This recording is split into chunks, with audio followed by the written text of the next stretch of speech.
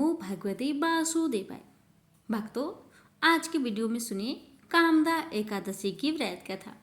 कामदा एकादशी चैत्र शुक्ल पक्ष की एकादशी का नाम है। इस व्रत को करने से समस्त पाप नष्ट हो जाते हैं और समस्त कार्य सिद्ध हो जाते हैं। कथा इस प्रकार है। प्राचीन काल में नागलोक में राजा पुंडरीक राज्य करता था। उस विलासी की सभा में अप्सराएं किन्नर गंधर्व नृत्य किया करते थे। एक बार ललित नामक गंधर्व उसकी राजसभा में नृत्य गान कर रहा था। सहसा उसे अपनी सुंदरी पत्नी की याद आ गई, जिसके कारण उसके नृत्य गीत लय वादिता में आरोचकता आ गई। कर्कट नामक नाग यह बात जान गया तथा राजा से कह सुनाया। इस पर क्रोधातुर होकर पुंडरीक नागराज ने ललित को राक्षस हो जाने का श्राप दे दिया। ललित सहस्त्रों वर्ष तक राक्षस योनि में अनेक लोकों में घूमता रहा। इतना ही नहीं, उसकी सहधर्मिणी ललिता भी उन्मत्त वेश में उसी का अनुसरण करती रही। एक समय वे दोनों श्रापित दंपति विंध्याचल पर्वत के शिखर पर स्थित श्रृंगी नामक मुनि के आश्रम में पहुंचे। उनकी करुणाजनक स्थिति को देखकर मुनि को दया आ गई और उन्होंने चैत्र शुक्ला पक्ष की एकादशी का व्रत करने के लिए कहा। मुनि के बताए गए नियमों का उन दोनों ने पालन किया तथा एकादशी व्रत के प्रभाव से उनका श्राप मिट गया। दिव्य शरीर को प्राप्त कर वे दोनों स्वर्ग को चले गए। प्रेम से बोलिए लक्ष्मीपति विष्णु भगवान की जय। युधिष्ठिर ने भगवान श्री कृष्ण से पूछा, भगवान, पुण्यमयी एकादशी तिथि कैसे उत्पन्न हुई? इस संसार में वह क्यों पवित्र मानी गई तथा देवताओं को कैसे प्रिय हुई? श्री भगवान बोले, हे कुंती नंदन, प्राचीन समय की बात है। सत्य युग में मूर नामक दानव रहता था। वह दानव बड़ा ही अद्भुत, अत्यंत रौद्र तथा संपूर्ण देवताओं के लिए भयंकर था। उस काल रूपधारी दुरात्मा महासुर ने इंद्र को भी जीत लिया था। संपूर्ण देवता उससे परास्त होकर स्वर्ग से निकाले जा चुके थे और शंकित तथा भयभीत होकर पृथ्वी पर विचारा करते थे। एक दिन सब देवता महादेव जी के पास गए। वहां इंद्र ने भगवान शिव के आगे सारा हाल कह सुनाया। इंद्र बोले, महेश्वर, ये देवता स्वर्ग लोक से निकाले जाने के बाद पृथ्वी पर विचर रहे हैं। मनुष्यों के बीच रहना इन्हें शोभा नहीं देता है। हे महादेव, कोई उपाय बतलाइए। ये देवता अब किसका सहारा ले? महादेव जी ने कहा, देवराज, जहाँ सबको शरण देने वाले, सबकी रक्षा में तत्पर रहने वाले जगत के स्वामी भगवान गरुड़ ध्वज विराजमान है। तुम लोग वहाँ जाओ, वे ही तुम लोगों की रक्षा करेंगे। भगवान श्री कृष्ण कहते हैं, युधिष्ठिर, महादेव जी की यह बात सुनकर परम बुद्धिमान देवराज इंद्र संपूर्ण देवताओं के साथ क्षीर सागर में गए, जहां भगवान गदाधर सो रहे थे। इंद्र ने हाथ जोड़कर उनकी स्तुति की। इंद्र बोले, देवेश्वर, आपको नमस्कार है। देव, आप ही पति, आप ही मति, आप ही कर्ता और आप ही कारण हैं। आप ही सब लोगों की माता और आप ही इस जगत के पिता हैं। देवता और दानव दोनों ही आपका वंदना करते हैं। पुंडरीकाक्ष, आप दैत्यों के शत्रु हैं। मधुसूदन, आप हम लोगों की रक्षा कीजिए। प्रभु जगन्नाथ, अत्यंत उग्र स्वभाव वाले महाबली मूर दैत्य नामक दैत्य ने इन संपूर्ण देवताओं को जीतकर स्वर्ग से बाहर निकाल दिया है। भगवान देवेश्वर, शरणागत वत्सल, देवता भयभीत होकर आपकी शरण में आए हैं। दानवों का विनाश करने वाले कमल नयन भक्त वत्सल देवेश्वर जनार्दन, हमारी रक्षा कीजिए, रक्षा कीजिए। भगवान, शरण में आए हुए देवताओं की सहायता कीजिए।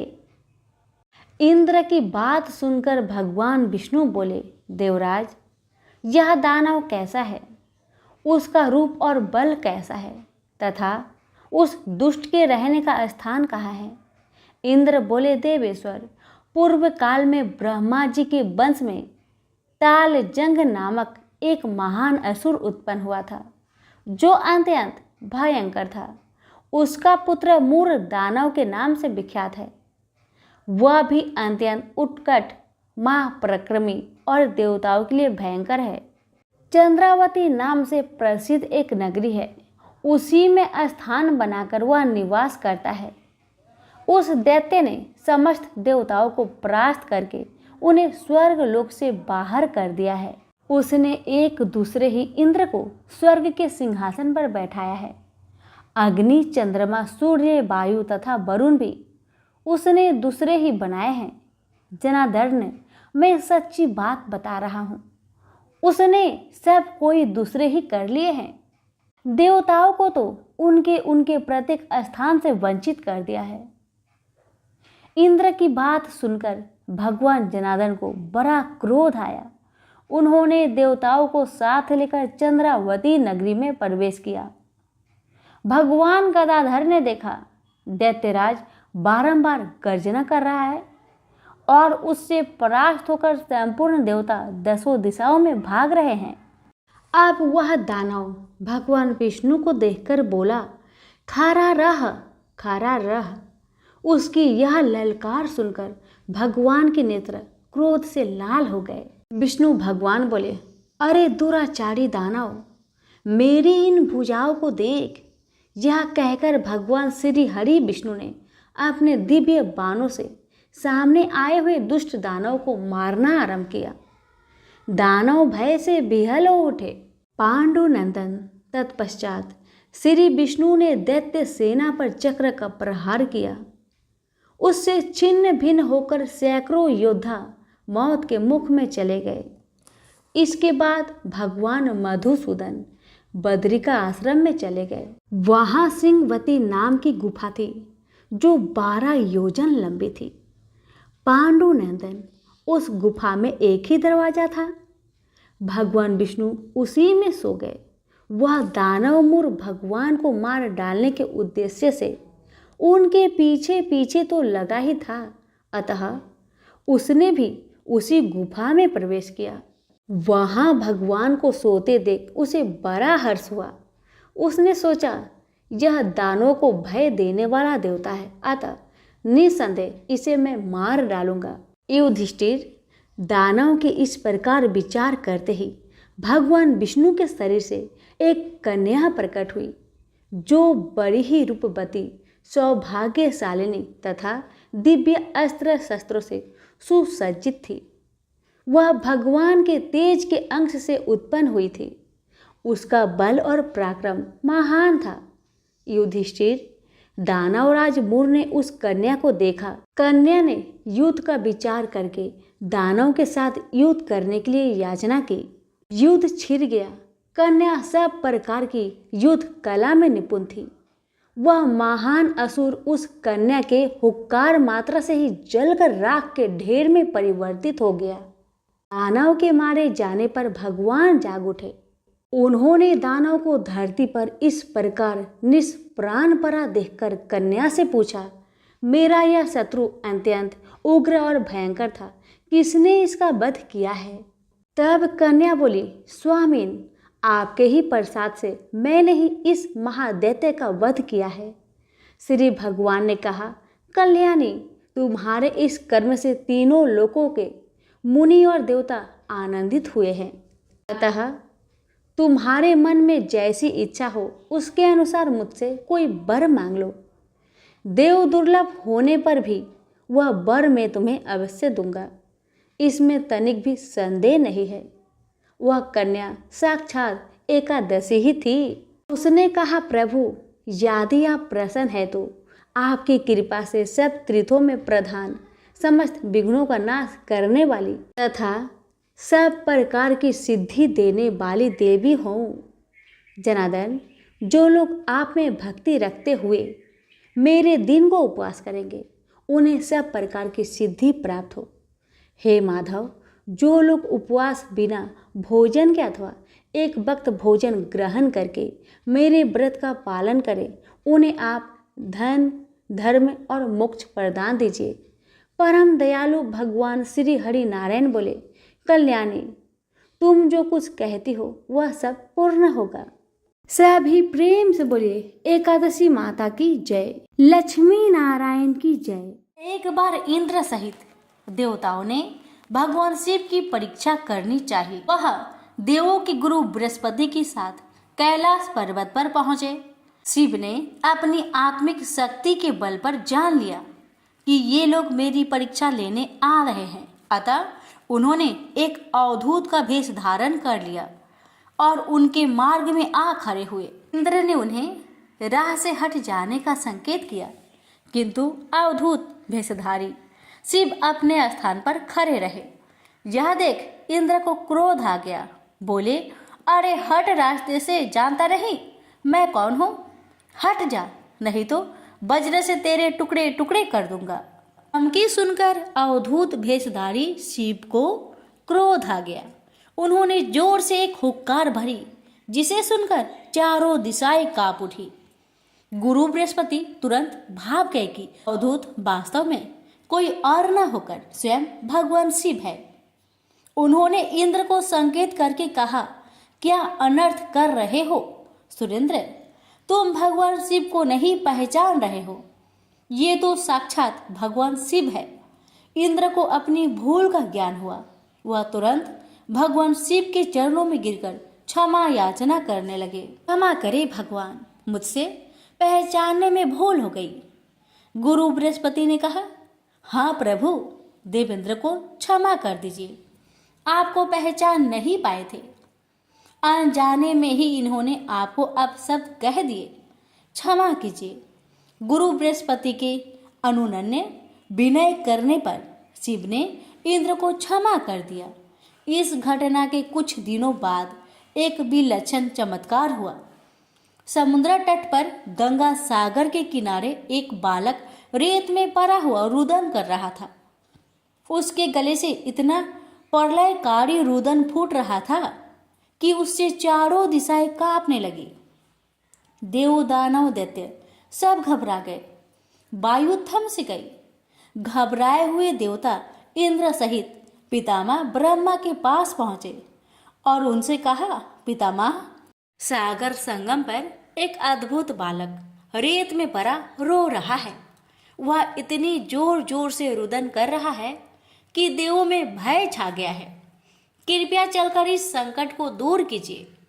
पितामह ब्रह्मा इंद्र आदि देवताओं के साथ सागर संगम पहुंचे। पितामह के पहुंचते ही सागर अपने स्थान से निकला।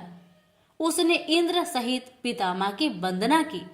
ब्रह्मा ने सागर से पूछा, जल में रेत पर पड़ा यह बालक कौन है? इसके रुदन को सुनकर समस्त संसार त्रस्त हो रहा है।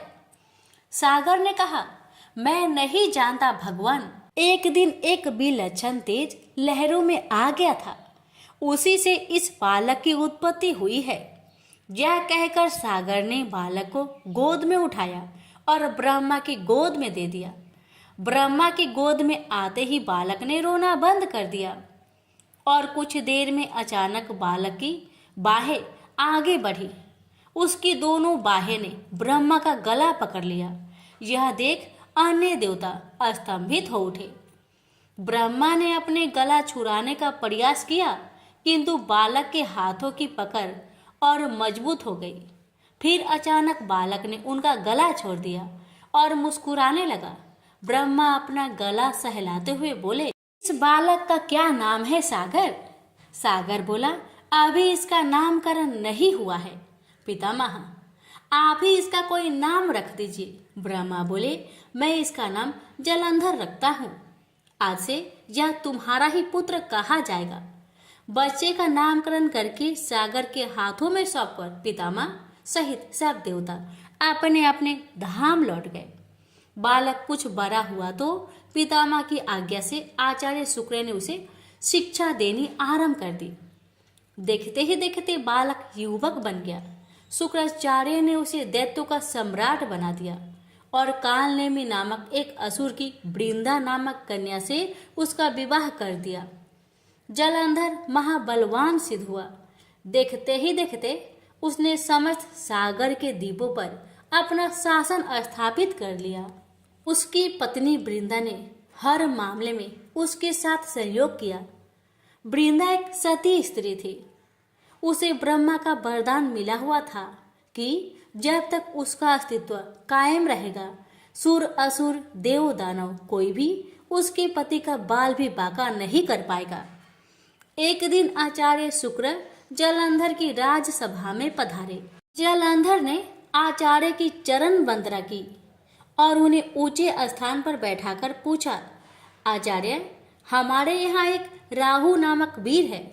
मैं जानना चाहता हूँ कि उसका सिर क्यों नहीं कटा हुआ है। आचार्य शुक्र ने कहा, दैत्यराज, राहु का सिर भगवान विष्णु ने अपने सुदर्शन चक्र से काट दिया था। जलंधर बोला, मगर क्यों आचार्य? राहु ने ऐसा क्या कसूर कर दिया था? उत्तर में शुक्राचार्य ने उसे सागर मंथन की समस्त कथा सुनाकर कहा, उसका अपराध यह था कि उसने देवताओं की पंक्ति में बैठकर धोखे से अमृत पान कर लिया था। जलंधर बोला, तो इसमें क्या अपराध हो गया आचार्य? आखिर अमृत निकाला भी तो दैत्यों और देवताओं के सम्मिलित प्रयास से ही था। फिर अकेले देवता ही उस अमृत को पी जाने के अधिकारी कैसे बन गए? आचार्य बोले, इसमें भी विष्णु की छल नीति थी दैत्यराज। समुद्र से निकले समस्त रत्न देवराज इंद्र ले गए थे। यह सुनकर जलंधर क्रोधित होकर बोला, मैं ऐसा हरगिज नहीं होने दूंगा। मेरे पिता के रत्नों का अधिकार इंद्र नहीं, स्वयं मैं हूँ। देवताओं को सागर के रत्न लौटाने ही पड़ेंगे। उसके बाद शुक्राचार्य तो वापस अपने स्थान पर चले गए और जलंधर ने घमसर नामक दैत्य को बुलाकर इंद्रपुरी रवाना कर दिया ताकि वह इंद्र को यह संदेश दे आए कि सागर मंथन से प्राप्त सारे रत्नों को उसे सौंप दे। घसमर इंद्रपुरी पहुंचा। उसने इंद्र से कहा, देवराज, मैं दैत्यराज जलंधर का एक संदेश लेकर उपस्थित हुआ हूँ। दैत्यराज ने कहा है कि सागर मंथन के दौरान उसके पिता के जो रत्न आपने हथिया लिए थे उन्हें तुरंत लौटा दे। इंद्र ने आचार्य से कहा, रत्न?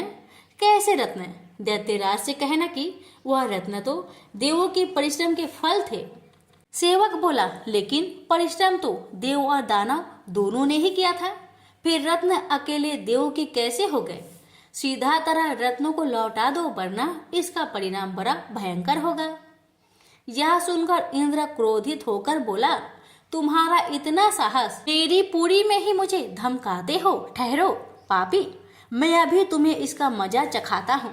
यह कहकर इंद्र ने अपना ब्रज निकाल लिया, लेकिन तभी आचार्य बृहस्पति ने उसे रोक दिया और उसे समझाते हुए बोले, क्रोध में मत आओ सुरराज, यह दूत है और दूत अवध्य होता है, इसे जाने दो। हमसर वापस जलंधर के पास पहुंचा और इंद्र द्वारा किया गया उत्तर उसे कह सुनाया। सुनकर जलंधर आग बबूला हो उठा।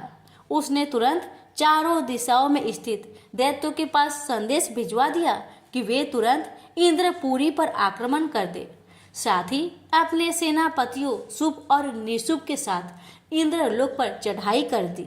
शीघ्र ही दैत्यों की सेना इंद्र के नंदन वन में जा पहुंची और सैनिक ने देवताओं का विध्वंस करना आरंभ कर दिया। दैत्यों के दल अमरावती को नष्ट भ्रष्ट करने में लग गए।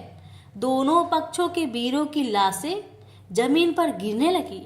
आचार्य बृहस्पति देवों की ओर से और शुक्राचार्य दैत्य की ओर से घायल और मृत वीरों का उपचार करने लगे और वे पुनः जीवित होकर युद्ध करने लगते। युद्ध चलता रहा, लेकिन किसी भी पक्ष को विजय नहीं मिल पा रही थी। इस पर जलंधर क्रोधित होकर शुक्राचार्य के पास पहुंचकर बोला, गुरुदेव, संजीवनी विद्या तो सिर्फ आप ही जानते हैं, फिर ये देवता मरकर जीवित कैसे हो रहे हैं?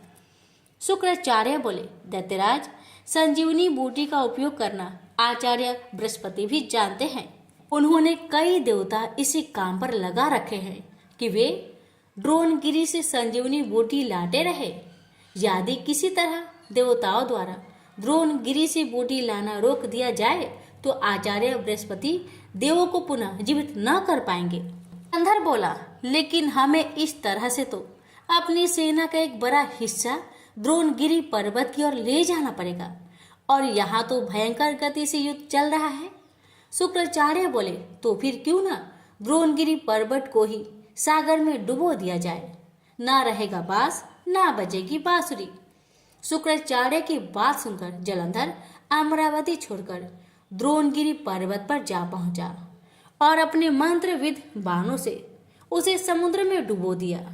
इससे देवताओं को संजीवनी बूटी मिलनी बंद होने लगी। देवताओं में घबराहट फैल गई। इंद्र घबराता हुआ आचार्य बृहस्पति के पास पहुंचा। बोला, हमारे वीर बड़ी संख्या में हताहत हो रहे हैं। आचार्य, अब क्या होगा? इस तरह तो समस्त देवताओं का विनाश हो जाएगा। आचार्य बृहस्पति बोले, मेरी सलाह मानो देवेंद्र, यह युद्ध तुरंत बंद कर दो और अपनी सेना सहित भागकर जान बचा लो। जलंधर भगवान शिव के तेज से पैदा हुआ है। इसमें भगवान शिव का अपार बल है। तुम अपनी जान बचाओ, बाद में कोई न कोई उपाय जलंधर को मारने का निकल ही आएगा। आचार्य बृहस्पति की सलाह मानकर देवता युद्ध छोड़कर भाग निकले और मेरु पर्वत की कंदराओं में जा छिपे। शुभ निशुभ सहित दैत्यों की सेना ने उनका पीछा किया, किंतु देवता पहाड़ की गुफाओं में पहुंचकर अदृश्य हो गए। थक हार कर दैत्यों की सेना वापस लौट पड़ी। जलंधर ने सारी अमरावती को लूट लिया और स्वयं इंद्र के सिंहासन पर बैठ गया। इंद्र मेरु पर्वत की कंदराओं से निकला और अपनी साथियों के साथ भगवान विष्णु के पास पहुंचा। उसने भगवान विष्णु से प्रार्थना की, रक्षा कीजिए प्रभु, जलंधर ने समस्त अमरावती तबाह कर दिया है। हजारों देवता मारे गए हैं। स्वयं मैं भी मुश्किल से जान बचाकर यहाँ तक आया हूँ। विष्णु ने इंद्र को अवशासन देते हुए कहा, घबराओ मत सूर्यराज, मैं स्वयं तुम्हारी सहायता को चलता हूँ। जलंधर अब ज्यादा दिनों तक नहीं बच सकेगा। फिर विष्णु अमरावती जा पहुंचे। विष्णु के वहां पहुंचते ही देवताओं में नवीन स्फूर्ति का संचार होने लगा। वे शत्रु सेना पर प्रहार करने लगे। जलंधर बड़े प्रबल वेग से विष्णु के सम्मुख आ डटा। विष्णु जिस भी अस्त्र शस्त्र का उस पर प्रयोग करते, जलंधर उन्हें तुरंत निष्फल कर देता। आखिर में विष्णु ने हार मान ली। बोला, तुम वाकई वीर हो जलंधर, मेरे इतने अस्त्रों को भी तुमने निष्फल कर दिया। अब यह युद्ध बंद कर दो। जलंधर बोला, यह युद्ध अब एक ही शर्त पर बंद हो सकता है देव, यदि आप मेरी बहन लक्ष्मी सहित मेरे दीपों पर मेरा आतिथ्य स्वीकार करें। विष्णु ने जलंधर की शर्त स्वीकार कर ली। जलंधर के आदेश पर युद्ध बंद हो गया। भगवान विष्णु लक्ष्मी सहित सागर द्वीप पर पहुंचे। जलंधर अमरावती की सारी संपदा को अपनी राजधानी ले आया और बड़े प्रेम से भगवान विष्णु की आतिथ्य सेवा करने लगा। एक दिन देवऋषि नारद उनकी सभा में पधारे। जलंधर ने उनका स्वागत सत्कार किया। नारद जी बोले, दैत्यराज, इस समय समस्त ऐश्वर्य तुम्हें उपलब्ध है, किंतु एक चीज की कमी है। जलंधर बोला, कमी? किस चीज की कमी है देवऋषि? सब कुछ तो मेरे पास मौजूद है। नारद बोले, एक ऐसी सुंदरी की कमी है जो सुंदर होते हुए भी सर्वगुण संपन्न हो। हालांकि तुम्हारी पत्नी वृंदा स्वयं भी बहुत सुंदर है, किंतु शिव की पत्नी पार्वती की बात ही कुछ और है। जलंधर बोला, यदि ऐसा है तो देवऋषि मैं पार्वती को जरूर अपनी पत्नी बनाऊंगा। मैं आज ही अपना सेना को कैलाश पर चढ़ाई करने का आदेश देता हूँ। मतिमंद जलंधर अपनी सेना लेकर कैलाश पर्वत पर टूट पड़ा। उसकी सेना और शिव गणों में भयंकर युद्ध छिड़ गया। आखिर शिव के गण युद्ध भूमि छोड़कर भाग निकले। विवश होकर भगवान शिव को युद्ध भूमि में जाना पड़ा। अपने स्वामी की उपस्थिति में शिव गणों का उत्साह बढ़ गया। वे तीव्र वेग से दैत्य सेना पर टूट पड़े और उनका संहार करना शुरू कर दिया। शिव जलंधर के सम्मुख आ डटे। दोनों में विकट युद्ध छिड़ गया। दूसरी ओर भगवान विष्णु अपनी कुछ और ही माया रच रहे थे। जलंधर की पत्नी वृंदा एक महान प्रतिव्रता नारी थी। विष्णु ने जलंधर का वेश धारण किया और उसके सेनागार में जा पहुंचे। उन्होंने वृंदा का आलिंगन किया, लेकिन वृंदा को यह आभास हो गया कि उसकी पति का वेशधारी यह व्यक्ति उसका पति नहीं है। अतः कड़क कर बोली, कौन है तू? विष्णु अपने वास्तविक रूप में प्रकट हुए और हंसते हुए बोले, मुझे बहुत खेद है वृंदा, लेकिन ऐसा करना अवश्य हो गया था। तेरा पति तेरे ही कारण अजय था। अब उसे मारने में भगवान शिव को कोई परेशानी नहीं होगी। वृंदा रोते हुए बोली, आपने मेरे साथ ऐसा विश्वासघात क्यों किया प्रभु?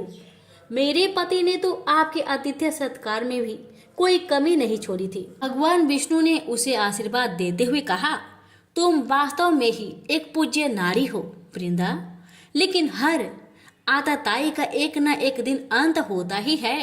तुम्हारे पति की पापों का घड़ा भर चुका है, उसका अंत समय निकट आ पहुंचा है। मैं तुम्हें वरदान देता हूँ कि आज से सारे संसार में तुम पूजी जाओगी। स्त्रियां तुम्हारी पूजा क्या करेगी? पश्चाताप की अग्नि में जलती हुई वृंदा अग्नि में कूद पड़ी और देखते ही देखते भस्म हो गई। उसके शरीर का तेज निकलकर पार्वती के शरीर में प्रविष्ट हो गया। देवताओं ने पुष्प वर्षा की। वृंदा के अग्नि में भस्म होते ही जलंधर का तेज घट गया। भगवान शिव ने अपने त्रिशूल से उसका मस्तिष्क काट दिया। जलंधर के मरते ही उसका वह तेज जिससे वह आज तक अजय था, शिव के शरीर में प्रविष्ट हो गया। दैत्य सेना घबराकर भाग निकली। देवताओं ने शिव की जय जयकार की। इंद्र ने पुनः अपना सिंहासन प्राप्त कर लिया और कुछ काल बाद सर्वत्र अमन चैन व्याप्त हो गई। तो प्रेम से बोलिए, हर हर महादेव। माता पार्वती की जय, लक्ष्मी नारायण की जय। बहुत साल पहले की बात है।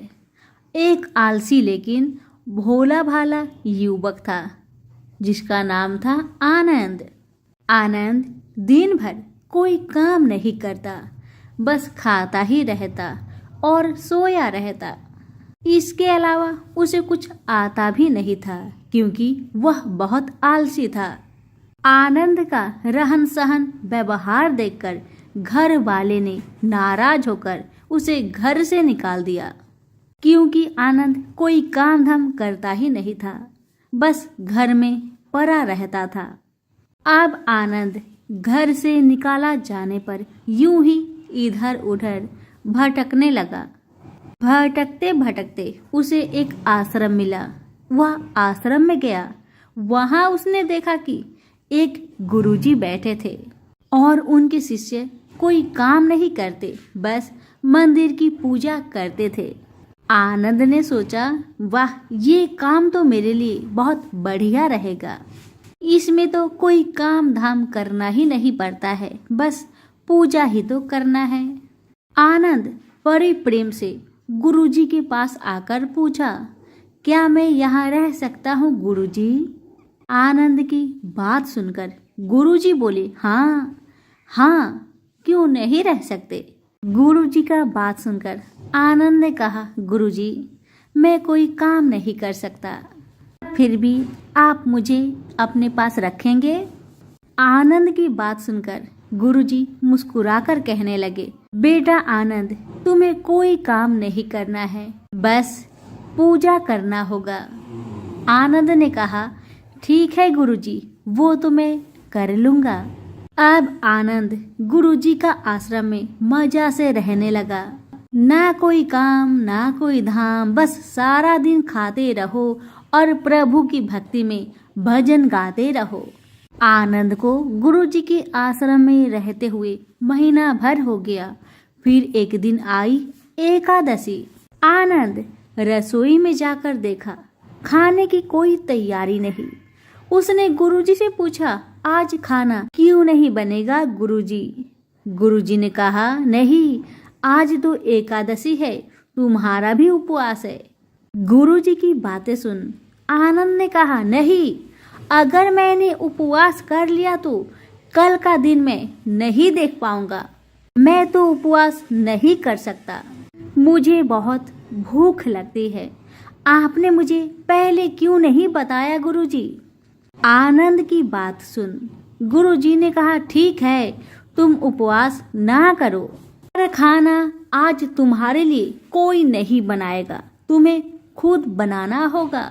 बेचारा आनंद मरता क्या न करता, गया रसोई में। गुरुजी फिर आए, देखो अगर तुम खाना बना लो तो राम जी को भोग जरूर लगा लेना और नदी के उस पार जाकर ही रसोई बनाना। आनंद ने कहा, ठीक है गुरुजी। लकड़ी, आटा, तेल, घी, सब्जी लेकर आनंद वहां से चले गए और जैसा तैसा खाना भी बनाया। खाने लगा तो याद आया, गुरुजी ने कहा था कि राम जी को भोग लगाना है। बस अब आनंद लगा भजन गाने, आओ मेरे राम जी भोग लगाओ जी, प्रभु राम आइए, श्री राम आइए, मेरे भोजन का भोग लगाइए। जब कोई ना आया तो बेचैन हो गया कि यहाँ तो भूख लग रही है और राम जी तो आए ही नहीं। भोला मानस जानता नहीं था कि प्रभु साक्षात तो आएंगे नहीं, पर गुरुजी की बात मानना जरूरी है। फिर उसने कहा, देखो प्रभु राम जी, मैं समझ गया कि आप क्यों नहीं आ रहे हैं। मैंने रूखा सूखा बनाया है और आपको तरमाल खाने की आदत है, इसलिए नहीं आ रहे हैं। तो सुनो प्रभु, आज वहाँ भी कुछ नहीं बना है। सबका आज एकादशी व्रत है, खाना हो तो यह भोग ही खाओ। प्रभु श्री राम अपने भक्त की मासूमियत पर बड़े मुस्कुराए और माता सीता के साथ प्रकट हो गए। ये देखकर भक्त असमंजस में पड़ गया और मन ही मन में सोचने लगा कि गुरुजी ने तो कहा था कि राम जी आएंगे, पर यहाँ तो माता सीता भी आई है और मैंने तो भोजन बस 2 लोगों का बनाया है।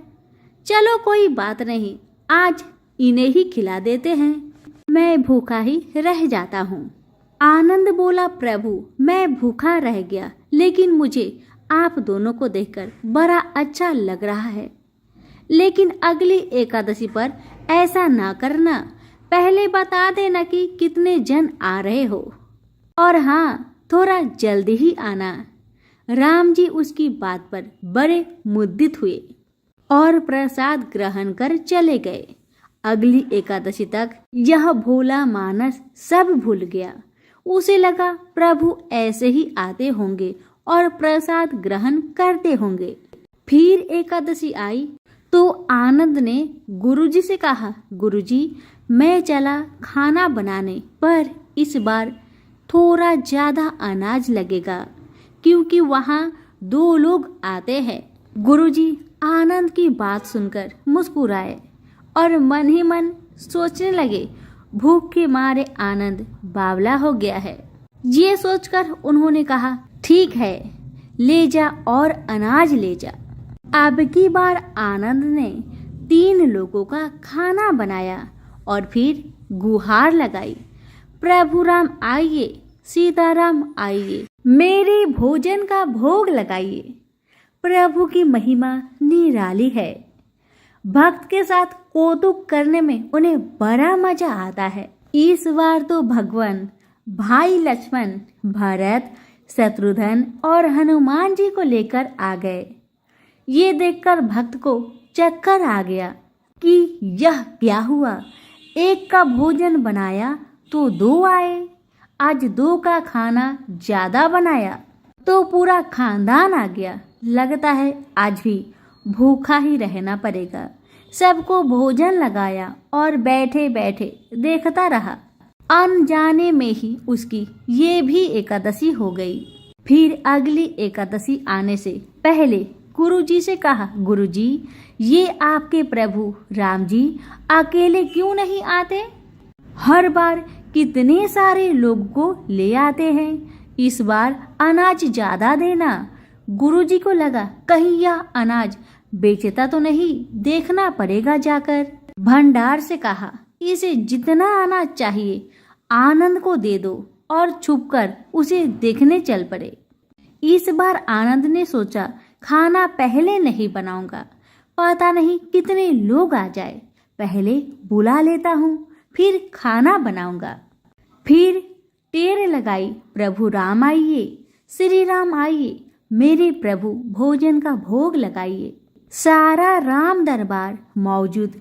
इस बार तो हनुमान जी भी साथ आए, लेकिन यह क्या, प्रसाद तो तैयार ही नहीं है।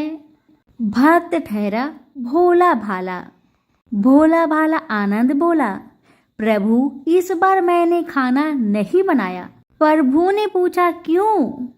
आनंद बोला, प्रभु मुझे तो मिलता ही नहीं, फिर क्या फायदा खाना बनाने का, आप ही बना लो और खुद ही खा लो। आनंद की बातें सुन राम जी मुस्कुराए, सीता माता भी गदगद हो गई। उसके मासूम जवाब से लक्ष्मण जी बोले, क्या करे प्रभु? प्रभु बोले, भक्त की इच्छा है तो पूरी तो करनी पड़ेगी, चलो लग जाओ काम में। लक्ष्मण जी ने कढ़ाई उठाई, माता सीता आटा सानने लगी। भक्त एक तरफ बैठकर देखता रहा। माता सीता रसोई बना रही थी तो कई ऋषि मुनि यक्ष गंधर्व प्रसाद लेने आने लगे। इस पर गुरुजी ने देखा खाना तो बना नहीं, भक्त एक कोने में बैठा है, तो पूछा, बेटा क्या बात है, खाना क्यों नहीं बनाया? आनंद बोला, अच्छा किया गुरुजी आप आ गए, देखिए कितने लोग आते हैं प्रभु के साथ। गुरुजी बोले, मुझे तो कुछ नहीं दिख रहा तुम्हारे और अनाज के सिवा।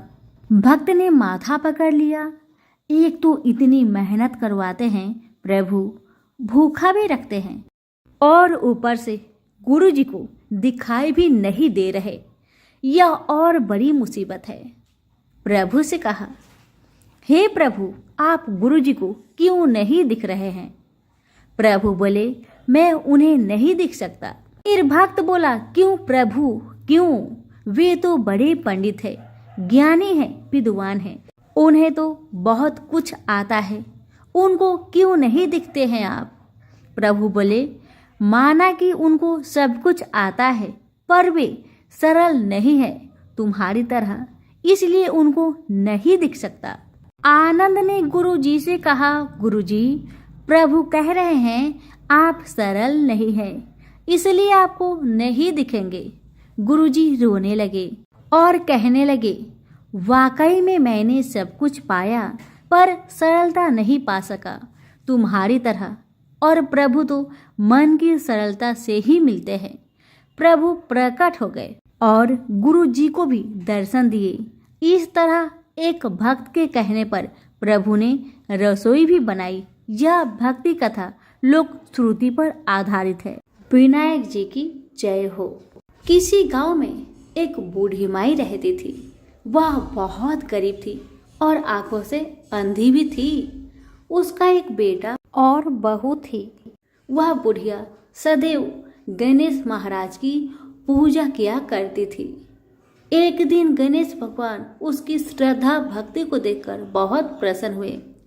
गणेश भगवान ने सोचा, ये बुढ़िया माई तो आंखों से अंधी है, फिर भी मेरी पूजा पाठ कितना श्रद्धा के साथ करती है, इसलिए मुझे इसके लिए कुछ करना चाहिए। इतना ही सोचकर गणेश जी उस बुढ़िया माई के सामने प्रकट होकर बोले, बुढ़िया माई तू जो चाहे सो मुझसे मांग ले, मैं तुझसे बहुत प्रसन्न हूँ। बुढ़िया माई हाथ जोड़कर गणेश महाराज से बोली, हे भगवान मुझे तो कुछ मांगना ही नहीं आता, तो मैं कैसे मांगू और क्या मांगू, आप ही मुझे बताए। बूढ़ी माई की बातें सुन गणेश महाराज कहने लगे, माई तू अपने बेटे बहू से पूछकर कुछ मांग लेना। तब बूढ़ी माई ने अपने बेटे से कहा, बेटा गणेश जी कहते हैं कि तू कुछ मांग ले, तो तुम बताओ बेटा मैं क्या मांगू। बेटा ने कहा, माँ तुम ढेर सारा धन दौलत मांग ले। बहू से पूछा तो बहू ने कहा कि आप नाती मांग लीजिए माँ जी। तब बूढ़ी माई मन ही मन में सोचने लगी, बेटा बहू तो सिर्फ अपने लिए ही सोच रहे हैं, मेरे लिए तो कोई सोचता ही नहीं। इतना सोचकर बूढ़ी माई ने सोचा, एक बार अपनी पड़ोसन से पूछ कर आऊं कि मेरी पड़ोसन क्या कहती है।